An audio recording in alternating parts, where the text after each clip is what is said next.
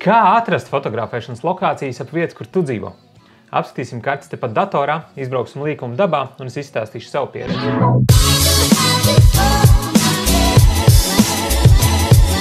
Es esmu pilnīgi pārliecināts, ka mums katram apkārt ir skaistas un interesantas vietas, mēs tikai par viņām nezinām.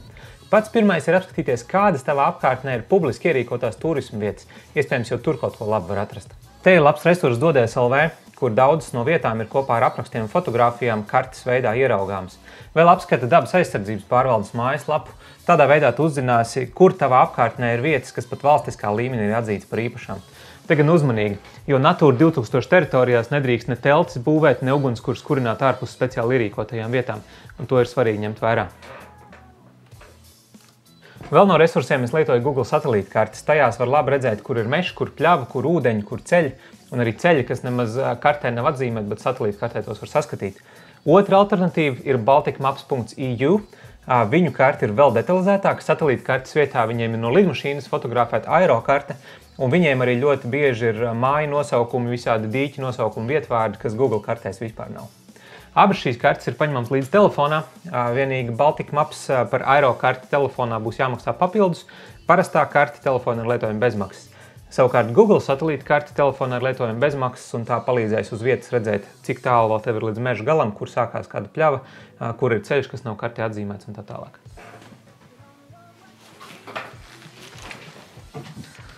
Labākās vietas nav iespējams atrast internetā, un tās ir fiziski jābrauc, jāiet un jāskatās dabā. Latvijā vidējais ceļu blīvums ir 1,14 km katrā kvadrātkilometrā. Tas nozīmē, ja tu pieņem tādu 25 km rādījus ap vietu, kur tu dzīvo, tad vidējais kopējais ceļu garums tur tavā rādījusā būs vairāk kā 2000 km. Tas ir tā kā no Latvijas līdz Berlīnai un atpakaļ, ja vairāk nekā apkārt visai Latvijas robežai. Esmu pilnīgi pārliecināts, ka lielākā daļa cilvēku nekad neizpēta šos savus 2000 km. Ja izpētītu, atrast ļoti daudz labas vietas.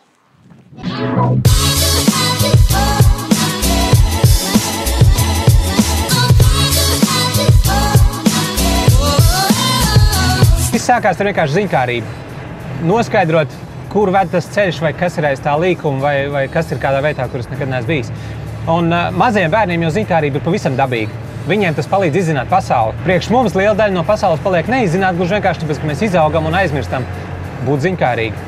Un tagad ir uzdevums atgriezties bērnībā. Man bērnība pagāja Padomju Savienībā un 90.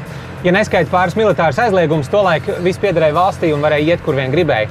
Šobrīd tā vairs nav. Kopš neatkarības atgūšanas latvieši ir baigi nopietni paņēmuši privātu īpašumu, un šobrīd tu viegli vari iekulties kaut kur, kur tu nedrīkst būt.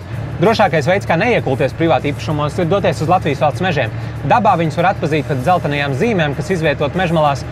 Internetā satelīta kartēs var atpazīt, diemžēl, pēc daudziem kailcertēm un arī pēc meža ceļiem tipiskajiem, kas no gaisa viņi izskatās tā, ka tur būtu tāda pusizbūvēta krustojuma uz stīgu robežām. Latvijas valsts meža ceļi arī ir interesanti savā būtībā, jo bieži vien tie tiek izbūvēti līkumaini un parasti ir strupceļi. Tas nozīmē, ka tur caurbraucēji īsti neieklīdīs, tur būs tikai tie, kam arī tur jābūt, un tas bieži vien nozīmē, ka tur nebūs neviena.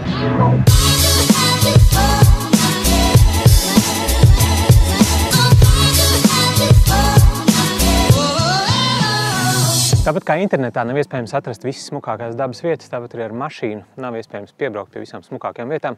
Ir jākāp ārā un jāiet ar kājām.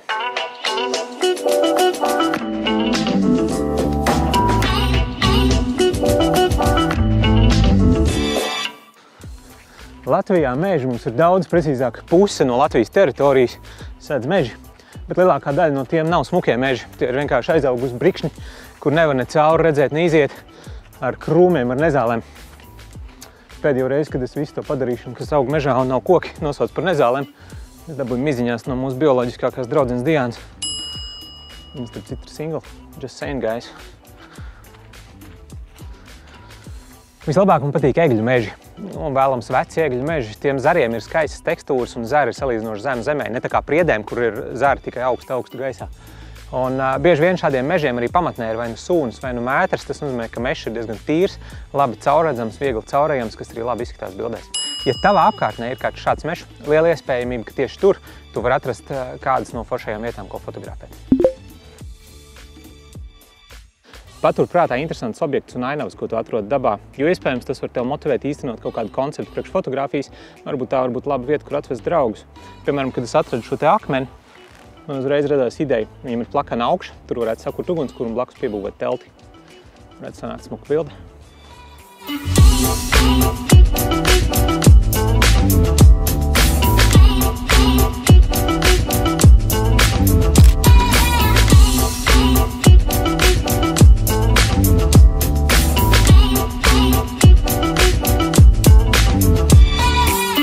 Vēl pētot kartes, ir vērts pievērst uzmanību ne tikai meža ceļiem, bet arī ūdens krātuvēm un upītēm. Jo tā, piemēram, es atradu mežā ierīkotu dīķi un satikos tur ar bebru, un pie kāda cita meža ezeriņas atradu veselu ierīkotu pikniku vietu ar masīvu galdu, ugunskura vietu. Un tas jau it kā nebūtu nekas neparasts, ja viņš šī vieta neatrastos pilnīgā nekurienes vidū kilometriem tālu no galvenā ceļa.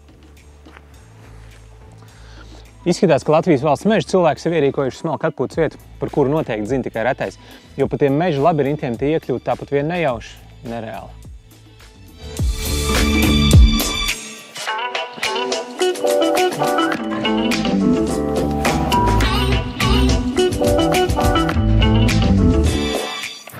Es to savu 25 km rādījus tikai tagad sāku izpētīt, un man jau ir atrasts ļoti daudz interesantas vietas. Es esmu pilnīgi pārliecināts, ka ja tu ap savām mājām sāks pētīt kaut nelielu daļu no tiem 2000 kilometriem, kas ir tavā rādījusā, tu atradīsi ļoti daudz pārsteidzošas vietas, par kurām tu pat nenojautu. Un ne jau tikai dabas bildēšanai, tas noder arī fotosesijām, tas noder piknikam dabā vai jebkādam citam piedzīvojumam, kur izbraukt kopā ar draugiem. Smukas vietas dabā, tas vienmēr ir forši, ja tu zini par tādām. Nu, man tagad vairs nav jābrauc uz Bernātēm vai uz Dunikas purvu laipu, lai aizbraukt smukā dabiņā.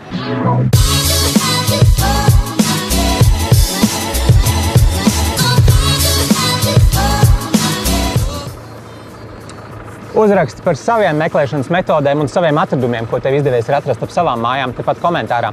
Ja tev patika, uzspied īkšķi augšā, neaizmirst nospiest subscribe, lai nepalaist garām nākamo epizodi, jo nākamreiz mēs brauksim uz Franciju un runāsim par to, kā tikt pie dažādiem labumiem arī ar mazu Instagram kontu.